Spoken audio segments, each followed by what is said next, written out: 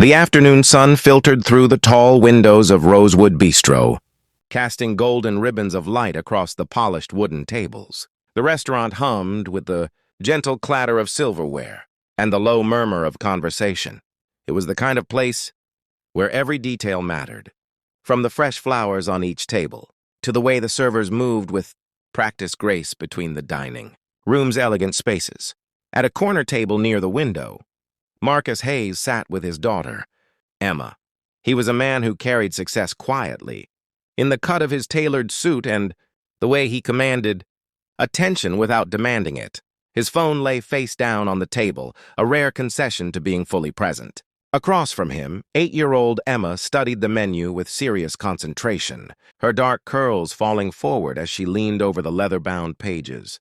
"The pasta looks good," Marcus suggested, his voice warm with the easy affection of a father who cherished these moments with his daughter. Emma nodded absently, but her attention had drifted. Her gaze had moved past the menu, past her father to the table directly beside them. At that neighboring table sat a woman and a young boy. The contrast between the two tables was impossible to ignore. Where Marcus and Emma sat in comfortable abundance, the mother and son occupied their space with careful restraint. The woman, whose name was Sarah Mitchell, held a menu with hands that trembled slightly. Her son Tyler couldn't have been more than 6 years old. He pressed close to his mother's side, his eyes wide as he took in the restaurant's grandeur. Sarah's clothes were clean but worn, her sweater mended at one elbow with stitches that spoke of necessity rather than fashion. Tyler wore sneakers that had seen better days, their laces mismatched. Yet there was something in the way Sarah smoothed her son's hair, in the fierce protective love that radiated from her, that transcended any material measure of worth. "Just water for both of us," Sarah told the server, her voice barely above a whisper. "And we'll share the soup of the day? The smallest size, please." The server nodded professionally, but something flickered across his face, a mixture of pity and discomfort that he quickly masked. Marcus noticed. He had built his fortune by noticing things others missed, by reading the stories written in people's faces and choices. He saw how Sarah's hand shook as she closed the menu. He saw how Tyler's stomach growled audibly, how the boy's eyes lingered on the basket of bread being delivered to a nearby table. Emma had noticed too. "Dad," she said softly, tugging at his sleeve. "Yes, sweetheart?" Emma leaned closer, her voice dropping to a whisper that somehow carried more weight than any shout. "That little boy looks hungry." "And his mom?" "She looks sad." Marcus followed his daughter's gaze. He saw what Emma saw, but he saw more. He saw the pride that kept Sarah's spine straight despite everything. He saw the way she smiled at Tyler, trying to make their modest meal seem like an adventure. He saw resilience and dignity in the face of circumstances that would have broken lesser people. "Sometimes," Marcus began carefully, choosing his words with the same precision he brought to boardroom negotiations, "people go through difficult times. It doesn't mean anything about who they are." Emma nodded, but her brow furrowed with the intensity of thought that always reminded Marcus of her late mother, the way she attacked problems like puzzles that needed solving. "Dad," Emma said again, this time with more urgency, "can I share with them?" Marcus felt something shift in his chest. His daughter's words hung in the air between them, simple yet profound. He had given Emma many things: a beautiful home, the best schools, every opportunity money could buy. But he couldn't buy this, couldn't teach this. This compassion, this immediate and uncomplicated desire to help, came from somewhere deeper than any lesson he could have provided. "What do you mean, honey?" he asked, though he already knew. "Our food. Can we share our food with them, or we could get them something? Mom used to say that helping others makes the world softer. Remember?" Marcus did remember.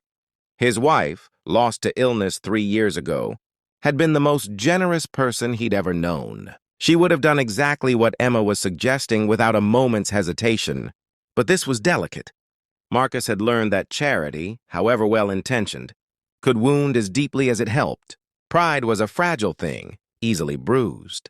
"Let me think about how we can do this right," Marcus said, touching his daughter's hand. "Sometimes helping means being thoughtful about it." He caught the server's eye and motioned him over. A quiet conversation followed, too low for nearby tables to hear. The server nodded and disappeared toward the kitchen. Minutes passed. Emma watched the neighboring table with barely concealed concern. Tyler had begun to fidget, and Sarah was clearly trying to make their single bowl of soup stretch, encouraging her son to eat while she herself barely touched a spoon. Then the server returned, not to Marcus's table, but to Sarah's. "Excuse me, ma'am," he said with perfect professionalism. "There's been a mix-up in the kitchen. We prepared several dishes by mistake, and rather than waste them, we wondered if you and your son might help us out. No charge, of course, it's our error." Sarah looked up, confusion and suspicion warring on her tired face. "I don't understand. It happens sometimes," the server continued smoothly. "The new chef is still learning our system. We have a grilled chicken with vegetables, a pasta dish, and some bread. Would you be willing to take them off our hands?" Tyler's eyes had grown enormous. Fixed on the parade of plates, the server was already beginning to arrange on their table. Sarah's gaze swept the restaurant, landing on Marcus. Their eyes met. In that moment, a conversation happened without words. She saw the truth in his expression, not pity, but recognition. Recognition of her struggle, her strength, her love for her son, and perhaps permission to accept this kindness without shame. Her eyes filled with tears, but she blinked them back. Yes, thank you. That would be very kind." As the server finished arranging the feast, Tyler let out a small sound of wonder. Sarah touched her son's shoulder, and the two of them bowed their heads briefly before beginning to eat. Emma turned to her father, her face luminous with joy. "You did it right, Dad." Marcus felt his throat tighten. "We did it right, sweetheart. It was your idea." They ordered their own meal then and ate it quietly, the satisfaction coming less from the food than from the sounds of happiness drifting from the neighboring table. Tyler's delighted chatter, Sarah's soft laughter, the first real laughter she'd managed in weeks. As they prepared to leave, Sarah caught Marcus's arm. "Thank you," she whispered. "And please, thank your daughter. Tell her she has a beautiful heart." "I will," Marcus promised. "And I hope things get easier for you soon." "They will," Sarah said, and for the first time she seemed to believe it. Outside, as Marcus and Emma walked to their car, Emma slipped her hand into her father's. The autumn air was crisp and clean, carrying the promise of change. "Dad," Emma said. "Yes, sweetheart? I think Mom would be proud of us today." Marcus stopped walking. He knelt down to his daughter's level, looking into eyes that held wisdom beyond their years. "I think you're right," he said, his voice thick with emotion. "I think she would be very proud. I know I am." They stood there for a moment, father and daughter, two people learning that the greatest wealth isn't measured in bank accounts or possessions, but in the simple, powerful act of seeing someone else's need and choosing to help, not for recognition or reward, but because compassion is what makes us human. Behind them, through the restaurant's windows, Sarah and Tyler continued their meal, the food sustaining their bodies while something more precious, hope, began to sustain their spirits.